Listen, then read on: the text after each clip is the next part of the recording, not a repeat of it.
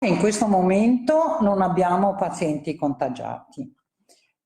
Come vengono gestiti invece è una cosa che abbiamo ben chiara.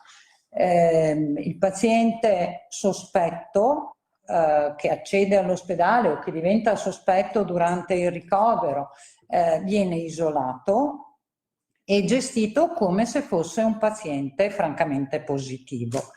Il trasferimento in altra struttura avviene solo se il paziente è sintomatico per Covid, altrimenti continua a essere gestito nella struttura. Nessun paziente in cura allo IOV risulta positivo al Covid-19, tuttavia l'Istituto Oncologico Veneto ha già disposto un protocollo d'azione qualora si presentasse la necessità. Di fatto cambia non solo la gestione ma anche la cura, ci sono chemioterapie sconsigliate in caso di positività, altre invece che possono essere effettuate. 3 giorni fa all'interno dell'Istituto Oncologico Veneto inoltre sono iniziati anche i test rapidi in reparto per gli operatori sanitari, circa 300 quelli già fatti e i test seriologici, 450 quelli eseguiti. Abbiamo effettuato 1200 tamponi sui dipendenti, come diceva il dottor Roberti, la totalità del personale sanitario è stato tamponato,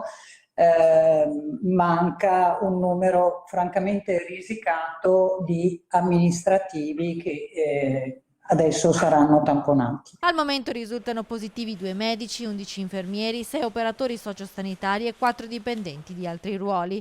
Nei locali dello IOV le operazioni di sanificazione sono regolari e prosegue anche la consegna a domicilio dei farmaci per impedire che si formino code alla farmacia dell'istituto. Inoltre è stato attivato un servizio di accompagnamento dei pazienti durante le terapie. Da oltre un mese infatti gli accompagnatori venivano lasciati all'esterno e non potevano fare assistenza per motivi di sicurezza e così i malati affrontavano le terapie da soli, ora invece sono all'opera i volontari della Croce Rossa. Ogni mattina 4 volontari si presentano al triage e accompagnano i pazienti che altrimenti sarebbero un po' a disagio o disorientati. Devo dire che si sta manifestando una buona idea perché le persone sono più tranquille, manifestano più tranquillità. Il direttore generale Roberti, ringraziando pazienti e dipendenti, ha sottolineato che tutti vengono dotati di presidi di sicurezza e per chi arriva dall'esterno in regime ambulatoriale sono previsti percorsi alternativi per ridurre al minimo le possibilità di contagio.